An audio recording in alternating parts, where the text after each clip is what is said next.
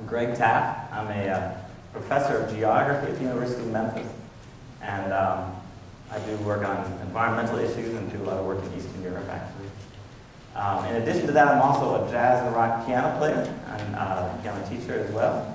And I'm very lucky in that I enjoy both my jobs very much, and I feel honored to be able to do them, even though I work a lot. When I was in college, I went on a study abroad program to Paris, or to France. I visited Paris a lot, but I was in France. And I had a great time. We had a week and a half break. So I decided, I had a train pass in Europe, right, like a Eurail pass. So I could go anywhere within Europe. So I hopped on the train and I went to Stockholm because a friend of mine from high school was an exchange student from Stockholm, and I decided to go visit her.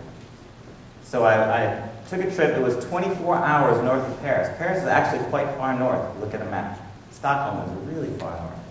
And on that trip, the train was actually loaded onto a ship and crossed the channel from Denmark to Sweden, and then put back on the tracks to make it the rest of the way. I thought that was pretty interesting, and it was a beautiful trip.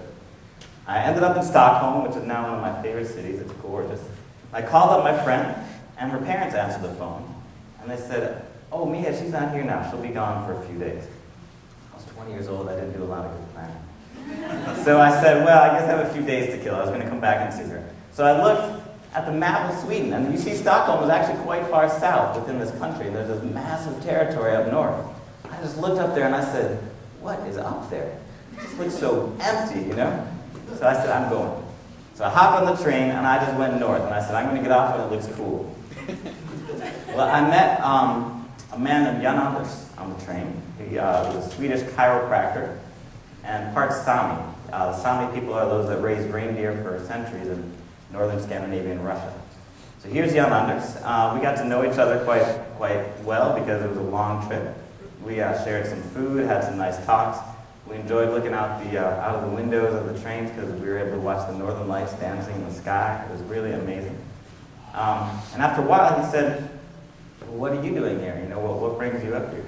I said, I don't know, I'm just checking it out. You know, I have no plan. I'll never forget his words. He said to me, I drive reindeer. If you like, you can come drive reindeer with me. So how can you say no to that, right?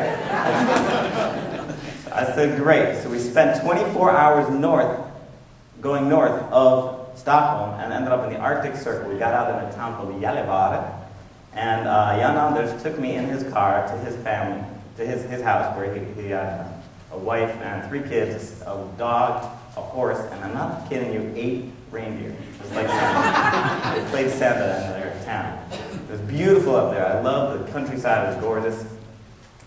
It was the moment I got up there, I was in love with the area already. And within hours, I found myself suited up in serious Arctic gear, riding behind a reindeer named Hugo with a Swedish chiropractor behind me yelling Sami command, cruising through the Arctic tundra. I was in heaven. I couldn't believe what was happening. Well, it was an amazing experience, and it just got better because I got to hang out with their family and with their friends. The kids took me on the frozen lake called Chautauquas, and we went snowmobiling all around, and they had a little organ in their house no one could play. I played, and we all sang together. It was really great. They taught me about the Sami culture. I got to wear this garb you see here. Really unique, amazing experience. So anyway, as you can imagine, I loved the experience, and as I left, they said, Greg, we're naming a reindeer after you. We named it Gregor, my own personal reindeer. I was so touched, I couldn't believe it. I was like, this is amazing.